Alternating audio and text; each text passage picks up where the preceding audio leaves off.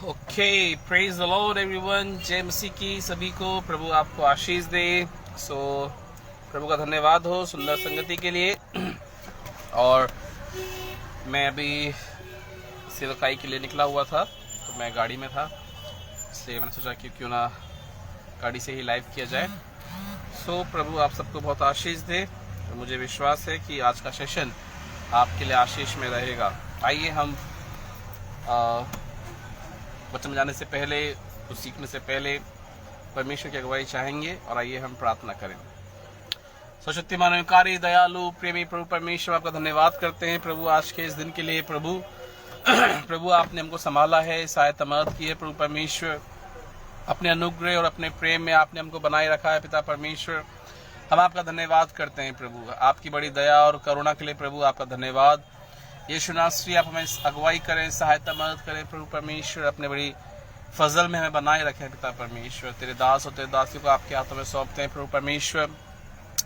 प्रभु यीशु नासरी जो भी इस समय जुड़ने वाले हैं पिता परमेश्वर, और जो भी आगे तेरे वचन को सुनेंगे, आप प्रभु प्रत्येक को आशीषित करें पिता परमेश्वर।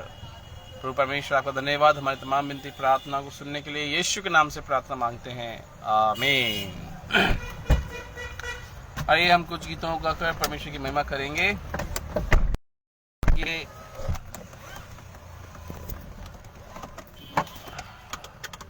करूं अब तेरी आराधना, दे मुझको अपनी आत्मा, मैं यहाँ मैं यहाँ। करूं अब तेरी आराधना, संपूर्ण मन से उपासना, दे मुझको अपनी आत्मा, मैं यहाँ मैं यहाँ प्रभु, मैं यहाँ प्रभु, मैं यहाँ प्रभु, मैं हूँ यहाँ। करूँ अब तेरी आराधना, संपूर्ण मन से उपासना, दे मुझको अपनी आत्मा, मैं यहाँ मैं यहाँ प्रभु, मैं यहाँ प्रभु, मैं यहाँ प्रभु, मैं हूँ यहाँ।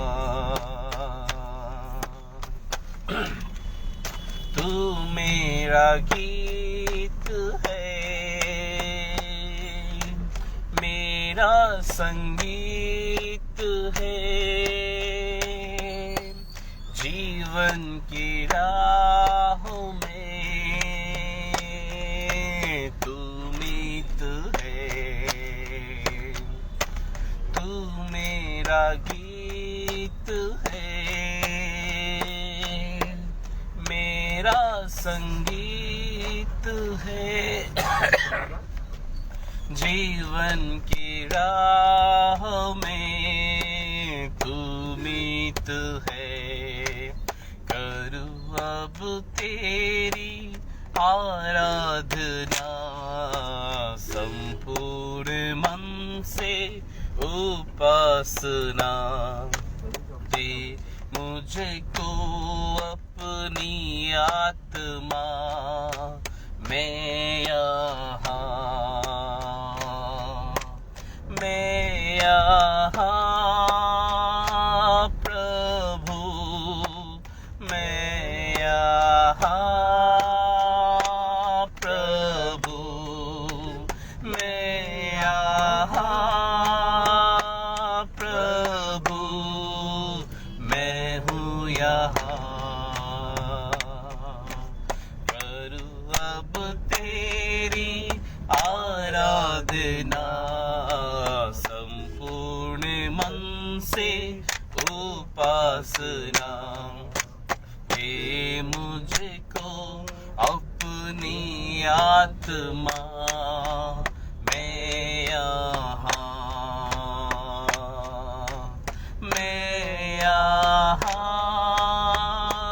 प्रभु मैं यहाँ प्रभु मैं यहाँ प्रभु मैं हूँ यहाँ। आइए अब एक और गीत गाएंगे। प्रभु परमेश्वर तू है मेरा खुदा। प्रभु परमेश्वर तू है मेरा खुदा, स्वर्गदूत करते हर पल आराधना, धन्यवाद करता हूँ हाथों को उठाकर, आराधना के योग्य खुदा, धन्यवाद करता हूँ हाथों को उठाकर, आराधना के योग्य खुदा। प्रभु परमेश्वर तू है मेरा खुदा, दे मुझको अपनी आत्मा। आमीन, हालेलुया। आइए हम और गीत गाएंगे और परमेश्वर की महिमा करेंगे। अब हम गीत गाएंगे। ले चल मुझे, ले चल मुझे, ले चल मेरी आत्मा को कैसे कठिन रास्ते हैं। ले चल मेरी आत्मा को तू कैसे कठिन रास्ते हैं। ले चल मेरी आत्मा को तू कैसे कठिन रास्ते हैं। आमीन, हालेलुया, प्रेज द लॉर्ड। प्रभु के नाम की महिमा हो। प्रियो, हमारे जीवन में चाहे जैसे भी रास्ते आए, अप एंड डाउन चाहे जैसे भी रहे हों, कठिन रास्ते कितने भी आए, परंतु हमें कभी नहीं भूलना है कि हमारा परमेश्वर हमको उन रास्तों से लेकर चलने वाला परमेश्वर है। हो सकता है आप जिस रास्ते से जा रहे हो उस रास्ते में कई बार आपको ऐसे ब्रेकर्स मिले जहां पर आपकी स्पीड बहुत स्लो हो जाए, परंतु प्रियो आपको नहीं भूलना है कि आपका परमेश्वर आपके साथ है। और यही इस गीत में बताया गया है कि ले चल मेरी आत्मा को तू कैसे कठिन रास्ते हैं। चाहे जो भी कठिन रास्ते हो, चाहे जिस परिस्थिति से भी आप गुजर रहे हो, चाहे जैसी भी स्थितियां आपके इस समय हो, आप हमेशा इस बात को याद रखिएगा कि परमेश्वर आपके साथ है। परमेश्वर आपकी अगुवाई कर रहा है। परमेश्वर आपको कभी नहीं भूलता, परमेश्वर आपको कभी नहीं त्यागता, चाहे आप जैसे भी हैं। प्रियो, आज कल हम लोग अध्ययन में थे और जहां पर हम सीख रहे थे कि परमेश्वर किस तरह से हमारी अगुवाई करता है। और परमेश्वर ने सबसे पहले जो एक आदेश, एक आज्ञा दी थी, वो आदम को दी थी।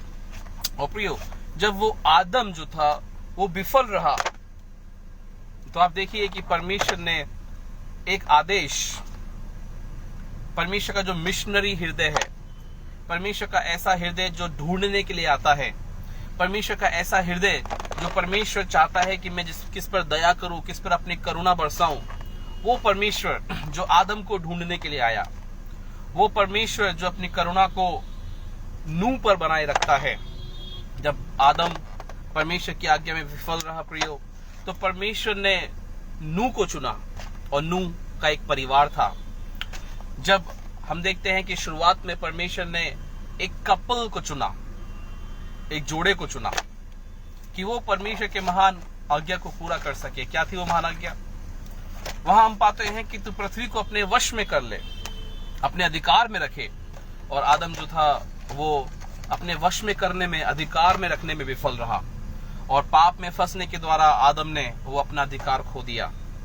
फिर हम देखते हैं कि परमेश्वर जब आदम को और हवा को ढूंढता हुआ बगीचे में आया और वो विफल रहे, इसके बाद परमेश्वर नूह को चुनता है जिस पर परमेश्वर के अनुग्रह की दृष्टि बनी हुई थी। परमेश्वर फिर एक परिवार को चुनता है कि संपूर्ण पृथ्वी को परमेश्वर नष्ट कर देता है, लेकिन परमेश्वर वहां पर एक परिवार को चुनता है।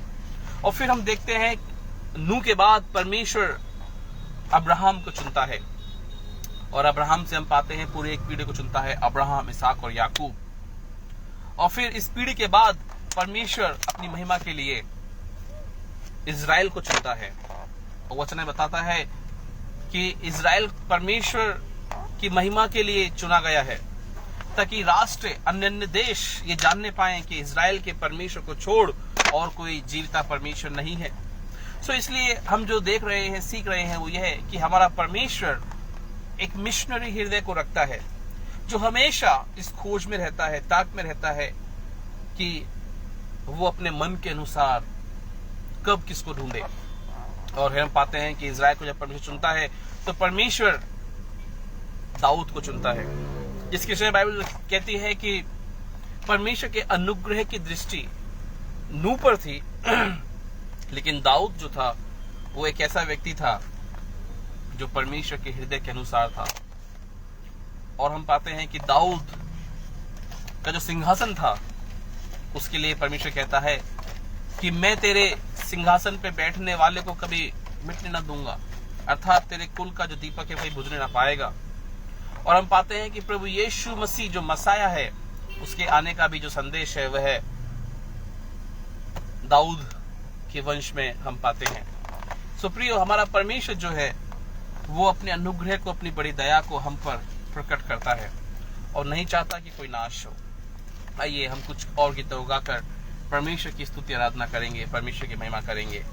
और जो गीत हम गाने जा रहे हैं, ये गीत मैंने 2009 में लिखा था, तो मुझे विश्वास है कि आप इस गीत को गाने के द्वारा पर अब अवश्य ही आशीष पाएंगे। और ये गीत है कि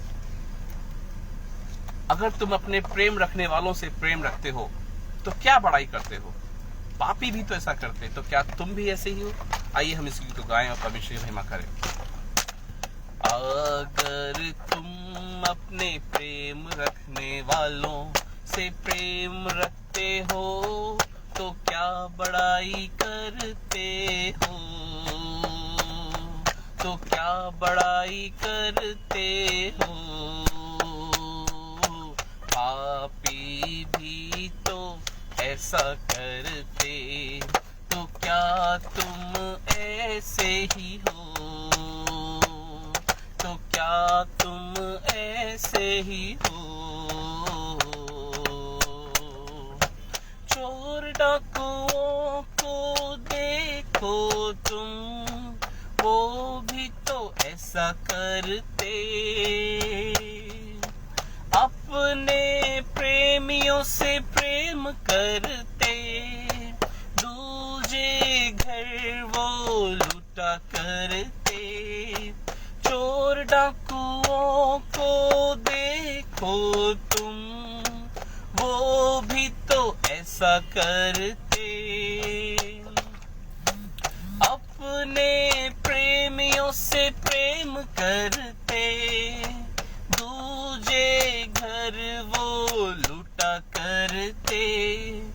तुमसे बढ़कर तो वो ही सही, कम से कम पापी कहलाते, अंदर कुछ और बाहर कुछ ऐसा वो जो नहीं कहलाते। अगर तुम अपने प्रेम रखने वालों से प्रेम रखते हो तो क्या बड़ाई करते हो।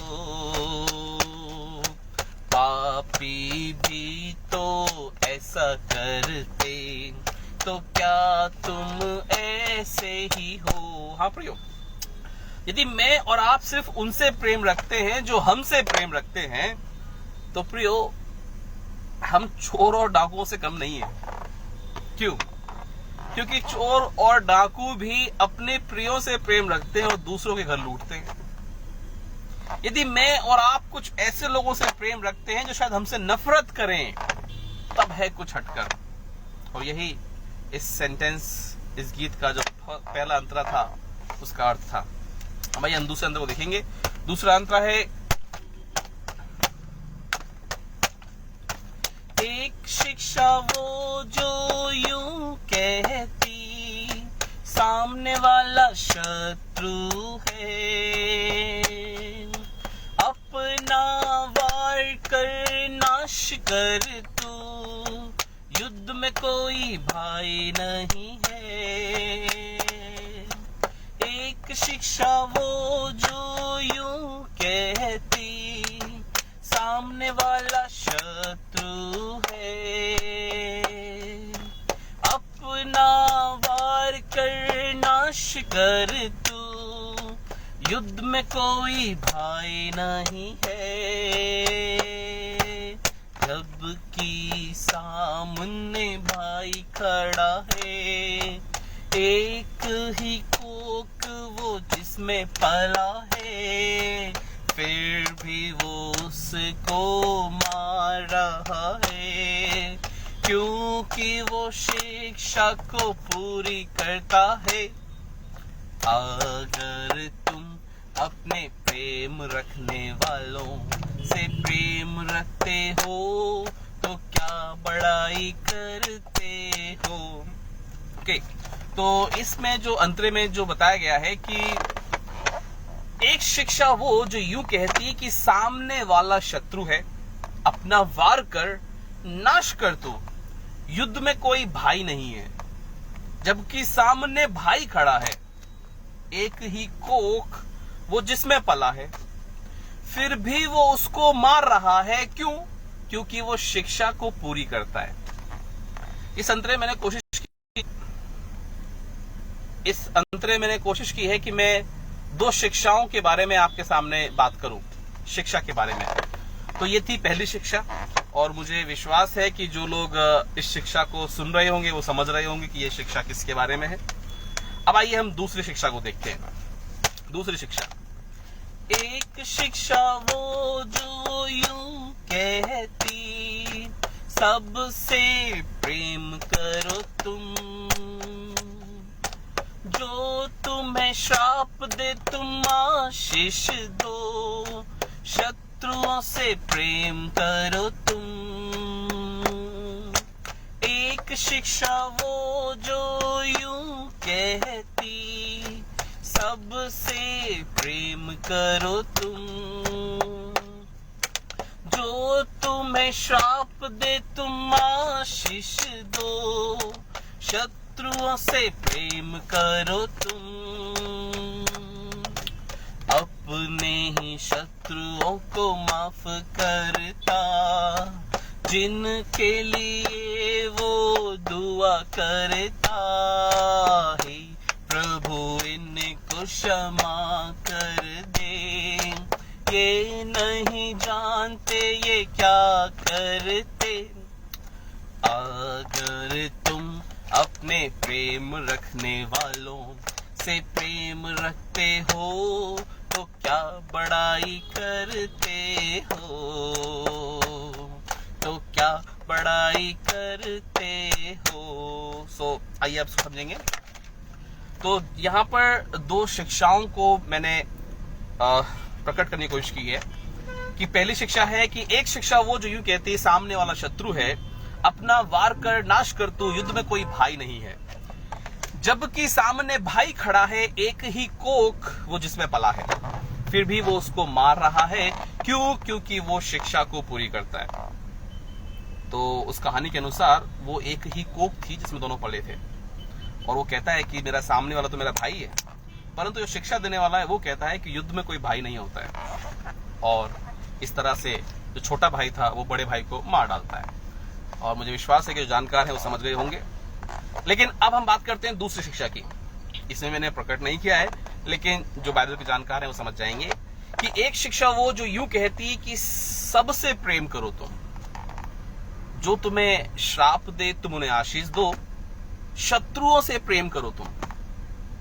अपने ही शत्रुओं को माफ करता, जिनके लिए वो दुआ करता, हे प्रभु इनको क्षमा कर दे, ये नहीं जानते कि ये क्या करते। तो इस शिक्षा के अंदर भी मैंने यीशु मसीह का नाम प्रकट नहीं किया है, परंतु बाइबल के जानकार जानते हैं कि ये शिक्षा प्रभु यीशु मसीह के बारे में है। तो जब तक आप उस शिक्षा को जो मैंने पहले कही और इस शिक्षा को कंपेयर करके नहीं देखेंगे, तब तक शायद आप इसके अर्थ को नहीं समझ पाएंगे। सो आइए इसके तीसरे सेंटेंस को सुनते हैं। तीसरा सेंटेंस है तुम ही बताओ कौन बड़ा है, तुम ही बताओ कौन महान है, वो जो मारता या जीवन देता है, वो जो श्राप या आशीष देता है। तुम ही बताओ कौन बड़ा है, तुम ही बताओ कौन महान है, वो जो श्राप या आशीष देता है, वो जो जीवन या मृत्यु देता है। आज ये फैसला तुम्हें करना है, आशीष और श्राप में से चुनना है। जीवन और मरण दोनों सामने हैं, आज बस एक को ही चुनना है। अगर तुम अपने प्रेम रखने वालों से प्रेम रखते हो तो क्या बड़ाई करते हो। पापी भी तो ऐसा करते, तो क्या तुम ऐसे ही हो।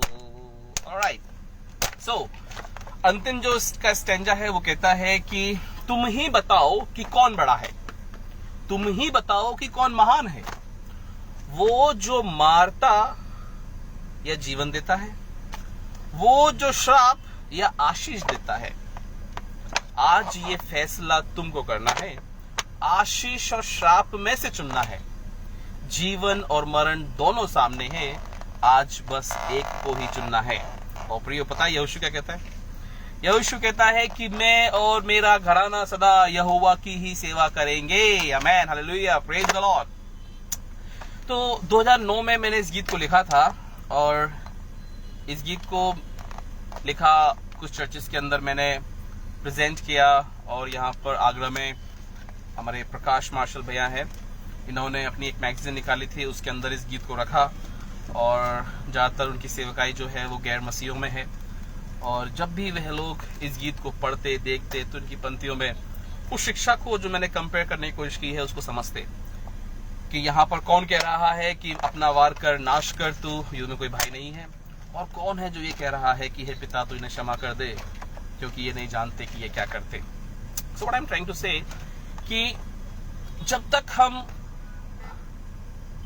दोनों स्टडीज जो है वो कंपैरिजन नहीं देंगे, तब तक शायद बहुत से ऐसे लोग हैं जो कि समझ नहीं पाएंगे क्या उचित है या क्या अनुचित है। तो आज के समय में मसीह यीशु में हमको ये बहुत जरूरी है कि हम जाने समझें कि परमेश्वर की इच्छा मेरे और आपके लिए क्या है। आज परमेश्वर की इच्छा मेरे और आपके लिए यह है कि मैं और आप बहुत आयत का जीवन पाएं। परमेश्वर की इच्छा मेरे और आपके लिए यह है कि हम आशीषों को पाएं।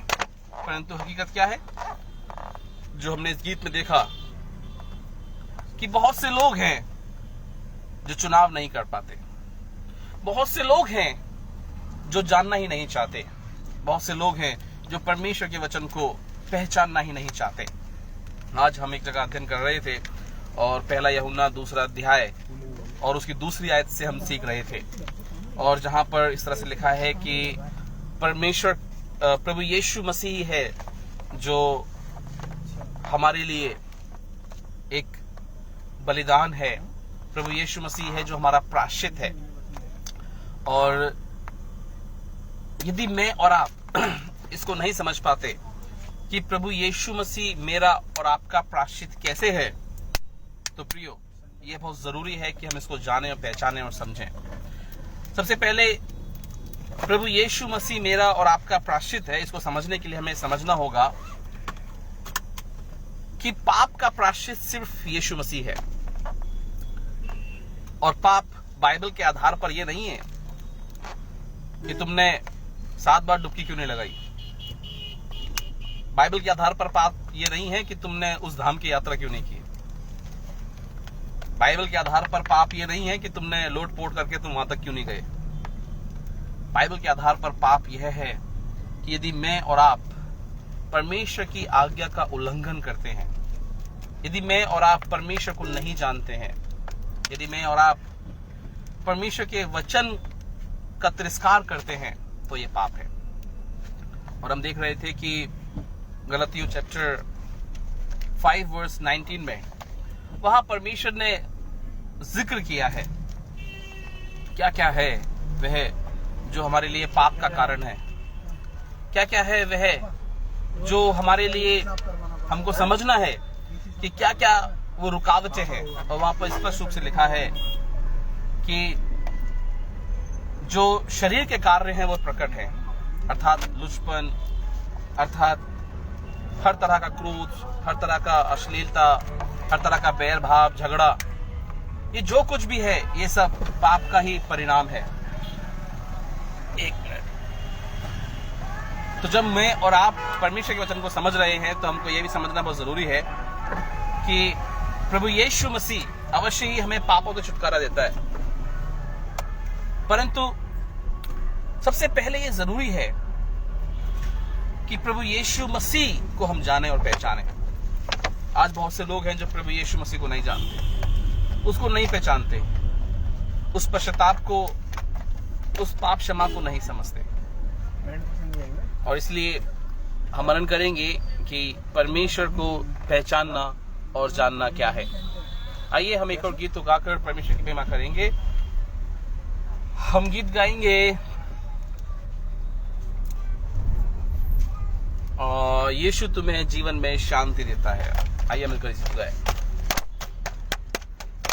यीशु तुम्हें जीवन में शांति देता है, यीशु तुम्हें जीवन में शांति देता है। फिर तुम क्यों जीवन में अशांत रहते हो, फिर तुम क्यों जीवन में अशांत रहते हो। यीशु तुम्हें जीवन में शांति देता है। जीवन की निराशा में आशा देता है, जीवन की निराशा में आशा देता है। फिर तुम क्यों जीवन में अशांत रहते हो, फिर तुम क्यों जीवन में अशांत रहते हो। यीशु तुम्हें जीवन में शांति देता है। जीवन की राहों में क्यों भटकते हो, जीवन की राह में क्यों भटकते हो। फिर तुम क्यों जीवन में अशांत रहते हो, फिर तुम क्यों जीवन में अशांत रहते हो। यीशु तुम्हें जीवन में शांति देता है, यीशु तुम्हें जीवन में शांति देता है। Amen. Hallelujah. Praise the Lord. So let me also charge this. I think the battery is low. Okay. Wait a minute. मुझे आगे बैठने दो। लेकिन तुम चाहो तो जा सकते हो, नहीं तो मैं सेशन पूरा करके आता हूँ। ठीक है? ओके, चार्ज लगा लेते हैं।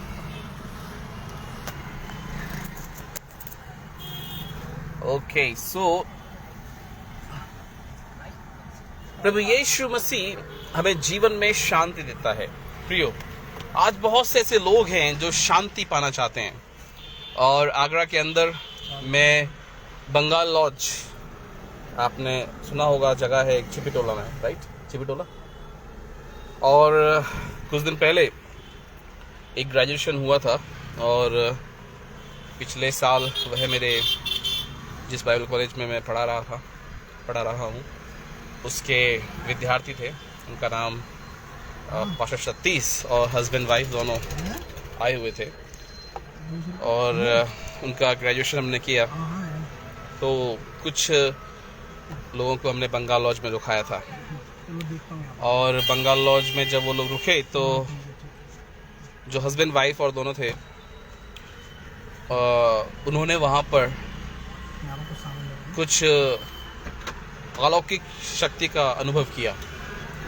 अर्थात उन्हें कुछ आभास हुआ कि यहाँ पर किस तरह से दुष्ट आत्मा कार्य कर रही है, और ऐसा हुआ कि वहाँ पर फिर उन्होंने उनके लोगों से बातचीत की, और फिर जैसा मुझे मालूम चला कि बंगाल लॉज के अंदर जो वहाँ के जो ऑनर हैं वो आए, और फिर उस परिवार से बैठ के बातचीत हुई। तो मैंने सुना कि कुछ अप्रिय घटनाएं पहले वहाँ पर घट चुकी हैं, जिसका मैं वर्णन यहाँ करना नहीं चाहूँगा क्योंकि सब लोग देखते हैं। तो इस तरह से वो जो वहाँ का मालिक है वो कुछ चिंतित परेशान था, और जब उस परिवार ने, जो मसीह परिवार जो कि जिनका ग्रेजुएशन था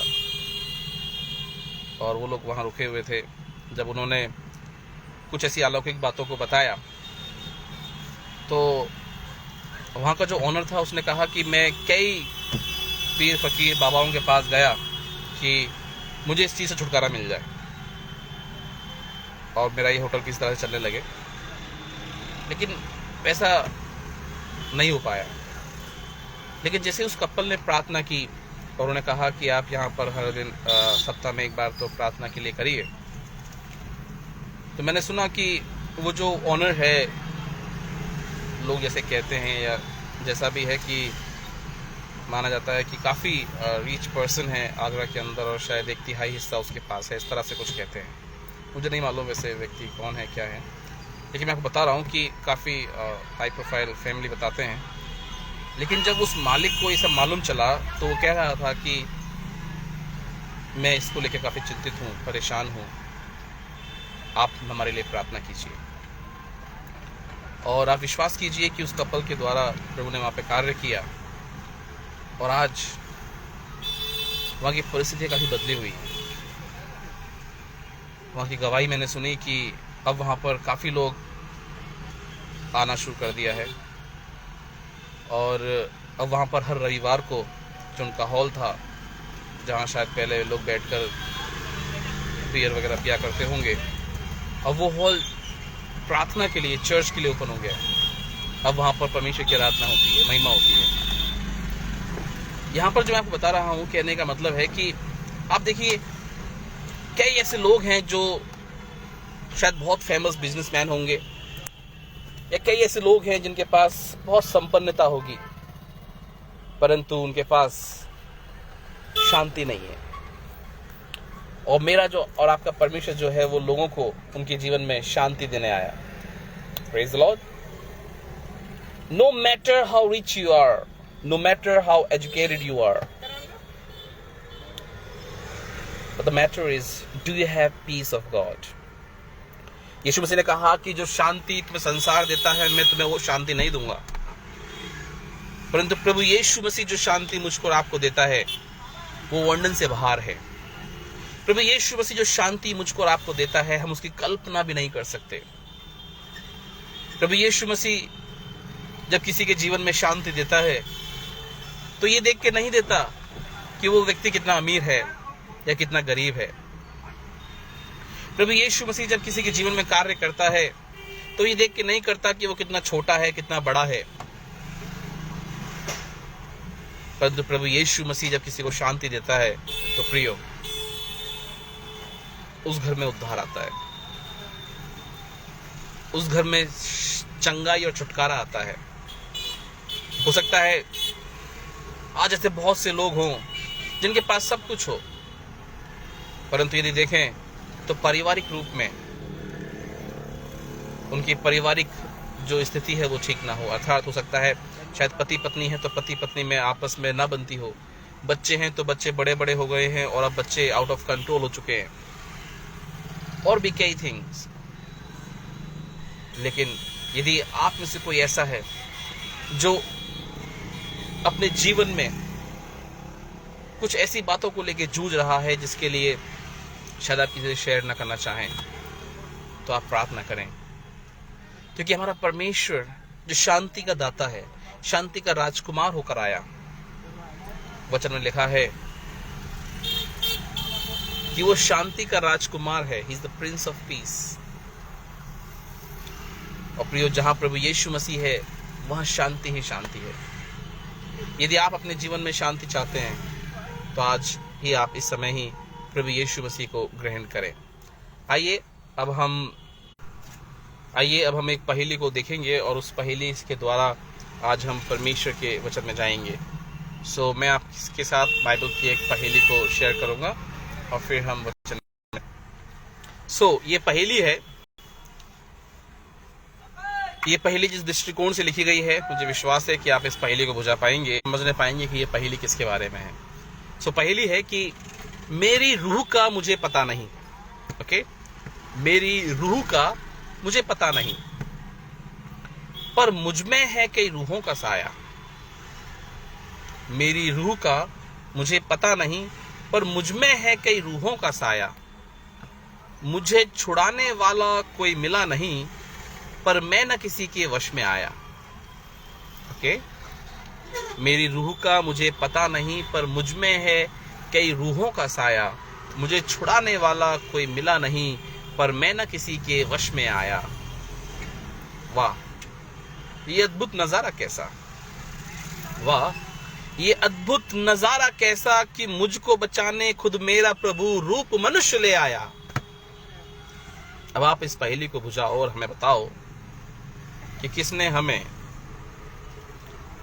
मिनट, अब आप इस पहेली को बुझाओ और हमें बताओ कि मैंने प्रभु को अपना क्या नाम बताया। ओके, ये एक बाइबल की पहेली है। अब आपको बताना है जो सवाल किया गया है। सवाल है कि मैंने प्रभु को अपना क्या नाम बताया। ओके, मेरी रूह का मुझे पता नहीं, पर मुझ में है कई रूहों का साया। मुझे छुड़ाने वाला कोई मिला नहीं, पर मैं न किसी के वश में आया। वाह, ये अद्भुत नजारा कैसा कि मुझको बचाने खुद मेरा प्रभु रूप मनुष्य ले आया। अब आप इस पहेली को बुझाओ और हमें बताओ कि मैंने प्रभु को अपना क्या नाम बताया। आई होप कि आपको इसका उत्तर पता होगा। And if you don't know the answer, then let me give you the biblical reference.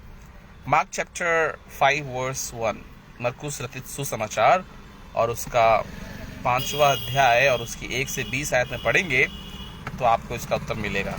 Okay, मेरी रूह का मुझे पता नहीं, पर मुझ में है कई रूहों का साया। मुझे छुड़ाने वाला कोई मिला नहीं, पर मैं न किसी के वश में आया। वाह, ये अद्भुत नजारा कैसा कि मुझको बचाने खुद मेरा प्रभु रूप मनुष्य ले आया। अब आप इस पर जवाब कि मैंने प्रभु को अपना क्या नाम था बताया। इस पहेली के according Mark chapter 5 verse 1 to 9-20 जब आप पढ़ेंगे तो वहां पाएंगे कि यीशु मसीह गरसेनिया एक जगह है, वहां पर आते हैं। और जैसे ही प्रभु यीशु मसीह वहां पर आते हैं तो एक व्यक्ति होता है जिसमें बहुत सारी दुष्ट आत्माएं थी। और जैसे ही प्रभु झील के इस पार आते हैं तो वो व्यक्ति दौड़ता हुआ यीशु के पास आता है और यीशु को प्रणाम करता है और कहता है कि हे परम प्रधान परमेश्वर के पुत्र, तेरा हमसे क्या काम? क्या तू समय से पहले हमें नष्ट करने आया है? तो जब ये मैं पहेली लिख रहा था तो ये पहेली मैंने दुष्टात्मा के नजरिए से नहीं, परंतु उस व्यक्ति के नजरिए से लिखने की कोशिश की है जो दुष्टात्मा से ग्रसित था। मेरी रूह का मुझे पता नहीं, पर मुझ में है कई रूहों का साया। वो व्यक्ति अपने स्वतः विवेक में नहीं था, यदि वो व्यक्ति अपने स्वतः विवेक में होता तो दुष्ट आत्मा ना कहती कि तू हमें दुख देने क्यों आया है। यदि वो व्यक्ति अपने होश और आवास में होकर बातें कर रहा होता तो वो व्यक्ति ये ना कहता कि हम तुझसे निवेदन करते हैं कि तू हमें अंधेरे कुंडों में ना भेज, वरन सूअर के झुंड में भेज दे। तो यहां पर जिस दृष्टिकोण से, जिस नजरिए से मैंने इस पहेली को लिखा है, वह नजरिया उस व्यक्ति का है जिसने अभी तक कुछ कहा ही नहीं है, जिसने अभी तक कुछ कहा ही नहीं है। तो वो अंत में कहता है कि मुझे तेरे पीछे होने रहने दे। तो इस पूरी घटना में उस व्यक्ति ने कुछ नहीं कहा, लेकिन अंत में वो कहता है कि मैं तेरे पीछे जाऊंगा। तो उसके नजरिए से कहा कि मेरी रूह का मुझे पता नहीं, पर मुझ में है कई रूहों का साया। मुझे छुड़ाने वाला कोई मिला नहीं, पर मैं न किसी के वश में आया। वाह, ये अद्भुत नजारा कैसा कि मुझको छुड़ाने खुद मेरा प्रभु रूप मनुष्य ले आया। अब आप इस पहेली को बुझाओ और हमें बताओ कि मैंने प्रभु को अपना क्या नाम था बताया। लाइट ऑफ हो चुकी है and let me call Nikhil. कहाँ गायब हो गया? ओके, कोई बात नहीं। सो हम यहां पर पाते हैं कि बिब्लिकल हम इसको समझ रहे हैं कि जब वो दुष्ट आत्मा ग्रसित व्यक्ति वो अपने आप कुछ नहीं कह रहा यीशु मसीह से, वो अपने आवाज, अपने होश आवाज में यीशु से बात नहीं कर रहा है, लेकिन शायद अंदर ही अंदर कहीं उसकी रूह इस बात में मगन हो रही होगी, इस बात के लिए खुश हो रही होगी कि वाह, ये अद्भुत नजारा कैसा है कि मुझको बचाने खुद मेरा प्रभु रूप मनुष्य ले आया है। और शायद कुछ ऐसा ही नजारा मैं कहूंगा कि उस 38 वर्ष से जो बीमार व्यक्ति था, उसका भी कुछ यही हाल होगा कि वो भी ये कह रहा होगा कि वाह प्रभु वाह, तो मुझको बचाने खुद रूप मनुष्य लेकर आ गया। सो प्रियो, हम जो यहां पर समझ रहे हैं, जो हम यहां पर बिब्लिकल देख रहे हैं, वो यह है कि प्रभु यीशु मसीह मेरे और आपके जीवन में काम करना चाहता है। प्रभु यीशु मसीह चाहता है कि मुझको और आपको चंगाई दे, छुटकारा दे। परंतु क्या मैं और आप अपने उस आंतरिक विवेक के द्वारा परमेश्वर को बुलाते हैं? प्रियो, हमारा जो आंतरिक विवेक है ना, आंतरिक विवेक वही है जो हमें कसोटता है, निचोड़ता है, जो हमें कायल करता है जब मैं और आप कुछ गलत करते हैं। आंतरिक विवेक, वो जो इनर मैन है, वो जो परमेश्वर की छवि हमारे अंदर है। यदि मैं और आप अपनी अंतर आत्मा से परमेश्वर को पुकारेंगे, तो चाहे आप कैसे भी बंधन में क्यों ना हो, कैसी परिस्थिति में क्यों ना जकड़े हुए हो, परमेश्वर स्वतः ही आपको बचाने चला आएगा। जिस तरह से हम इस पहेली में यहां पर देख रहे हैं कि जैसे ही प्रभु यीशु मसीह वहां पर आता है, तो वो खुद यीशु मसीह के पास दौड़ा नहीं आता, परंतु वो दुष्ट आत्मा स्वयं उस व्यक्ति को वहां लेके आती है। और जब वो दुष्ट आत्मा यीशु के पास उस व्यक्ति को लेके आती है, तो शायद उसने इस बात को सोचा होगा कि अरे हम यीशु से नाप तोल कर लेंगे, मोल भाव जैसा कुछ कर लेंगे और यीशु मसीह हमें छोड़कर चला जाएगा। लेकिन प्रियो, वो दुष्ट आत्मा इस बात को अवश्य ही जानती थी कि यही वो परमेश्वर का पुत्र है जो हमें नाश कर सकता है। और वो कहती है कि हम तुझसे निवेदन करते हैं कि तू हमें नाश ना कर, वरन इस सूअर के झुंड में भेज दे। वहां पे स्पष्ट रूप से लिखा है क्योंकि यीशु ने उसमें से निकल जाने की आज्ञा दी थी। वो जो दुष्ट आत्मा है, वो शायद सोच रही होगी कि हम इस व्यक्ति में से नहीं निकलेंगे, यीशु हमें इस व्यक्ति में से नहीं निकालेगा। लेकिन प्रभु यीशु मसीह उस व्यक्ति को उस दुष्ट आत्मा में से छुटकारा देते हैं। प्रभु यीशु मसीह उस व्यक्ति को वहां पर चंगाई देते हैं, छुटकारा देते हैं, और वो व्यक्ति जो था, जब उसमें दुष्ट आत्मा निकल जाती है तो वो एक सज्जन व्यक्ति बन जाता है। वो एक ऐसा व्यक्ति बन जाता है जिसमें फिर कोई और पाप और श्राप जिसके अंदर काम ना कर रहा हो। प्रियो, हमें समझना है कि क्या मैं और आप परमेश्वर की महिमा को अपने जीवन में देखना चाहते हैं। यदि मैं और आप परमेश्वर को पहला स्थान देते हैं, यदि मैं और आप परमेश्वर की महिमा करते हैं, तो अवश्य ही परमेश्वर हमें चंगाई देगा, छुटकारा देगा। अवश्य ही परमेश्वर हमें हमारी जो भी पीड़ा है, चाहे जैसी भी आपकी परेशानी क्यों ना हो, उससे आपको बचाएगा। बस सवाल है कि क्या आप अपने आंतरिक विवेक से उसकी खोज में हैं। एक पहेली और मैंने लिखी थी कि वो लड़के पेड़ चला कौन उस घड़ी। बड़े लाइट ऑफ हो गई, ऑफ ऑन कर कैसे करो। ओके, सो वो पहेली थी कि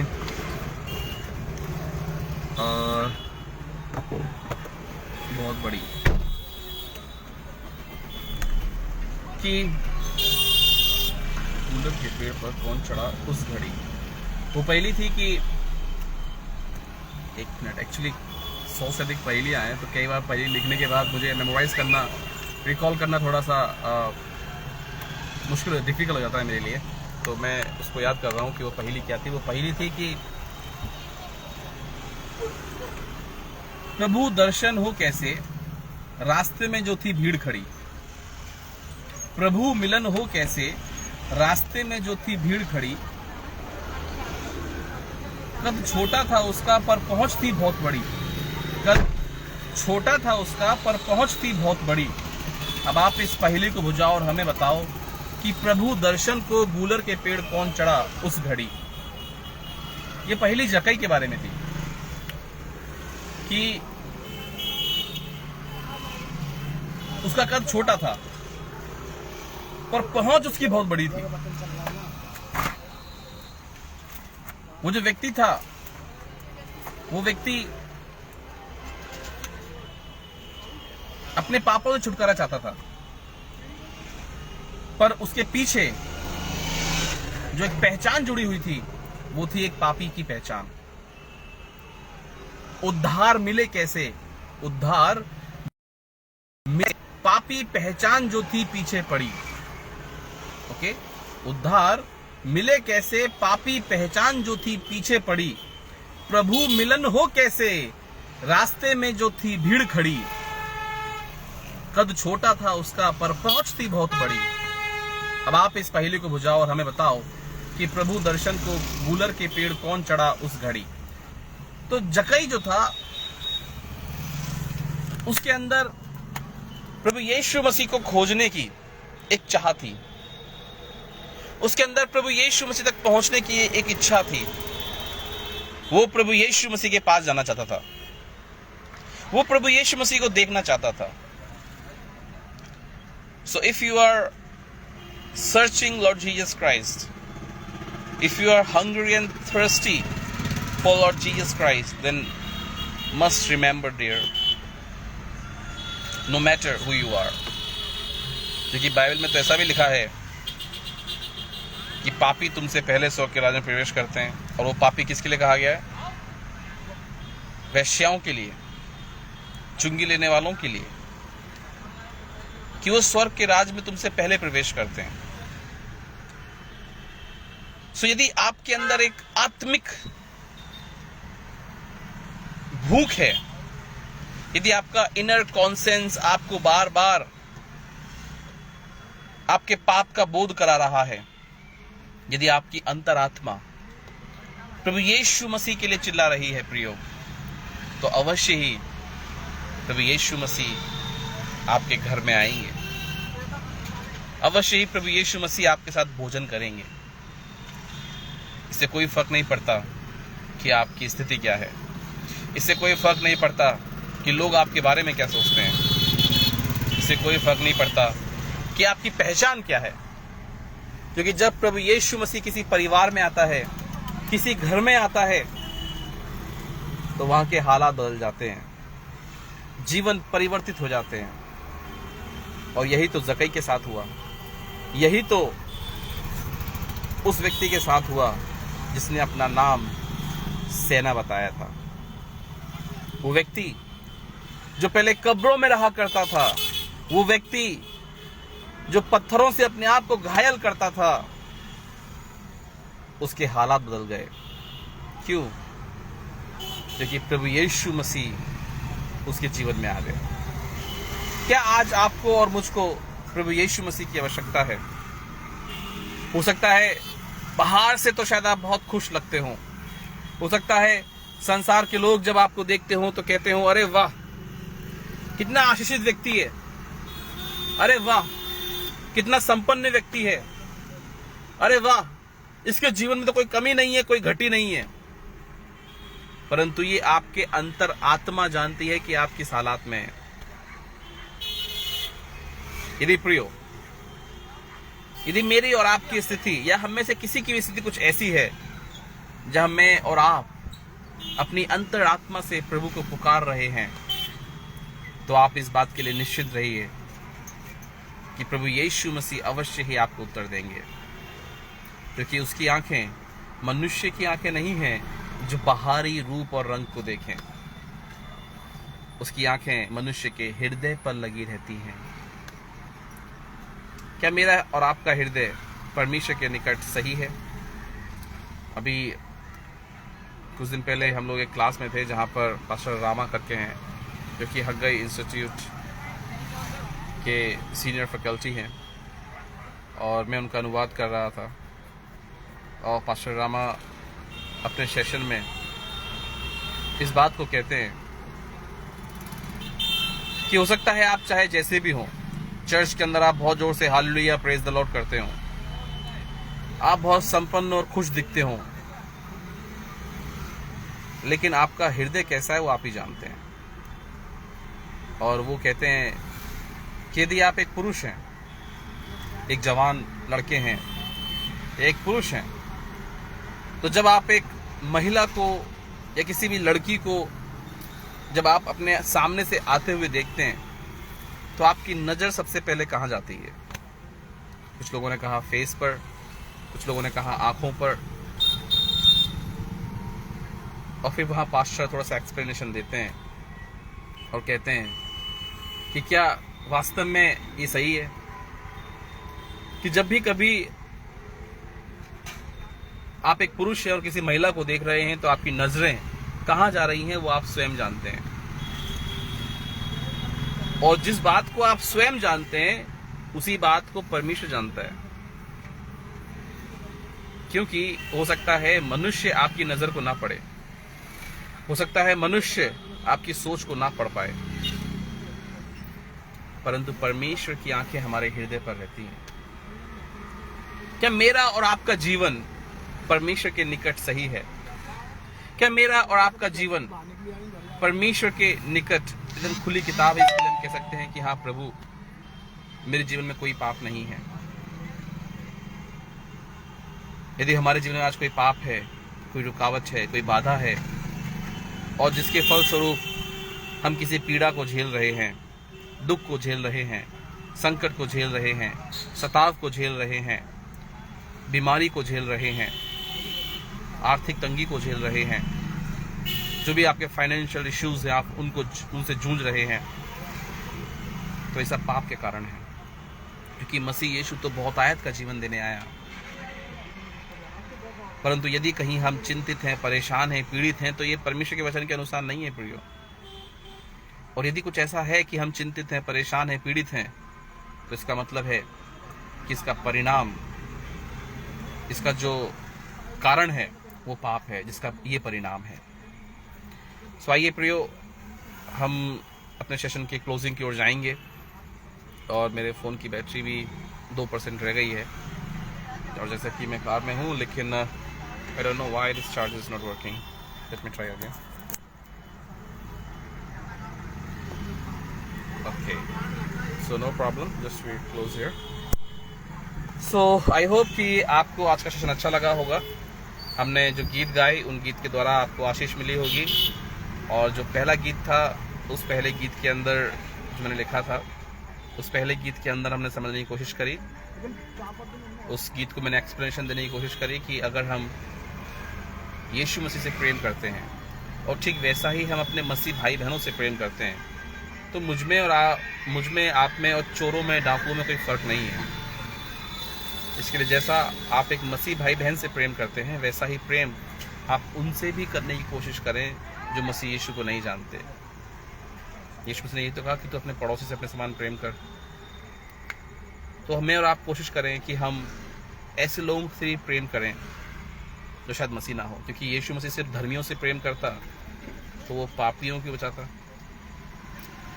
तो यदि मैं और आप इस तरह का जीवन जीते हैं जो धर्मियों से प्रेम करते हैं, अर्थात मसीहों से प्रेम करते हैं, अन्य जातियों से बात भी नहीं करते हैं, तो मैं कहूँगा कि हमसे तो बढ़कर वही सही जो कम से कम पापी तो कहलाते हैं, अंदर कुछ और बाहर कुछ ऐसा जो नहीं कहलाते, अर्थात चोर और डाकू। दूसरा गीत इसका स्टैंजा जो हमने देखा कि एक शिक्षा वो जो यूँ कहती है कि सामने वाला शत्रु है, अपना वार कर नाश कर तू, युद्ध में कोई भाई नहीं है, जबकि सामने भाई खड़ा है, एक ही कोख जिसमें पला है, फिर भी उसको मार रहा है क्योंकि वो शिक्षा को पूरी करता है। तो यहाँ पर हमने एक शिक्षा को सुना। दूसरे में भी मैंने शिक्षा का जिक्र किया कि एक शिक्षा वो जो यूँ कहती है कि सबसे प्रेम करो तुम, जो तुम्हें श्राप दे तुम उन्हें आशीष दो, शत्रुओं से प्रेम करो तुम, अपने ही शत्रुओं को माफ़ करता, जिनके लिए वो दुआ करता कि हे प्रभु तू इनको क्षमा कर दे, ये नहीं जानते कि ये क्या करते। तो यहाँ पर हमने दो शिक्षाओं को उनको तुलनात्मक अध्ययन से अध्ययन किया, और फिर हमने अंत में देखा कि तुम ही बताओ कौन बड़ा है। ये मैं नहीं कह रहा कि आप सिर्फ उसको चुने जिसने सबको माफ़ किया। मैंने यहाँ पर एक चुनाव रखा कि तुम ही बताओ कि कौन बड़ा है, तुम ही बताओ कि कौन महान है, वो जो मारता या जीवन देता है, वो जो श्राप या आशीष देता है। आज ये फैसला तुमको करना है, जीवन और श्राप में से चुनना है। और फिर इस गीत की एक्सप्लेनेशन के बाद हमने पहेली देखी, और पहली जो हमने समझी वो थी मार्क चैप्टर 5 वर्स 1 से कि मेरी रूह का मुझे पता नहीं, पर फिर भी है मुझ में कई रूहों का साया, मुझे छुड़ाने वाला कोई मिला नहीं, पर मैं न किसी के वश में आया। वाह ये अद्भुत नज़ारा कैसा कि मुझको बचाने खुद मेरा प्रभु रूप मनुष्य ले आया। अब आप इस पहेली को बुझाओ और हमें बताओ कि मैंने प्रभु को अपना क्या नाम बताया। So is the right answer is सेना। फिर पहेली थी कि उद्धार मिले कैसे, पापी पहचान जो थी पीछे पड़ी, प्रभु मिलन हो कैसे, रास्ते में जो थी भीड़ खड़ी, कद छोटा था उसका पर पहुंच थी भूत बहुत बड़ी। अब आप इस पहले को बुझाओ और हमें बताओ कि प्रभु दर्शन को गूलर के पेड़ कौन चढ़ा उस घड़ी, और इसका सही उत्तर था जक्कई। और हमने तुलनात्मक अध्ययन से जानने की कोशिश करी कि यदि मैं और आप अपने आंतरिक विवेक से, अपनी अंतरात्मा से प्रभु यीशु मसीह को पुकारते हैं, तो प्रियो, no matter who you are, no matter what you do, no matter what people think about you, no matter how is your life going on, in what situation and some circumstances you are, no matter. The matter is, really do you know about Lord Jesus Christ? If you cry for him, he will definitely answer you. यदि आप अपने आंतरिक विवेक से प्रभु यीशु मसीह को पुकारेंगे तो अवश्य ही वो आपको उत्तर देगा। और आइए हम प्रार्थना के साथ यहाँ सेशन बंद करते हैं। प्रभु यीशु मसीह आपका धन्यवाद सुंदर सेशन के लिए। पिता परमेश्वर, हम आपसे निवेदन और विनती प्रार्थना करते हैं प्रभु, हमारी अगुवाई करें, सहायता मदद करें, आपके वचन को सीखने में, समझने में हमारी सहायता करें प्रभु। जब हमने आपके वचन को सीखा है, हम आपसे निवेदन करते हैं प्रभु कि हम अपनी अंतरात्मा से आपको पुकारने वाले बन जाएं, हम जीवन को चुनने वाले बन जाएं, हम आशीष को ग्रहण करने वाले बन जाएं। ऐ खुदावंद खुदा, हम पर अनुग्रह कर, अपजल हम पर वर्षा। तेरा धन्यवाद प्रभु, तेरा धन्यवाद, हमारी प्रार्थनाओं को सुन। ऐ रहीम खुदावंद, आमीन आमीन आमीन आमीन। Okay, thank you so much once again. Thank you so much Anupam bhaiya for giving me wonderful opportunity and really appreciate your all efforts. Thank you so much. Bye everyone. Take care.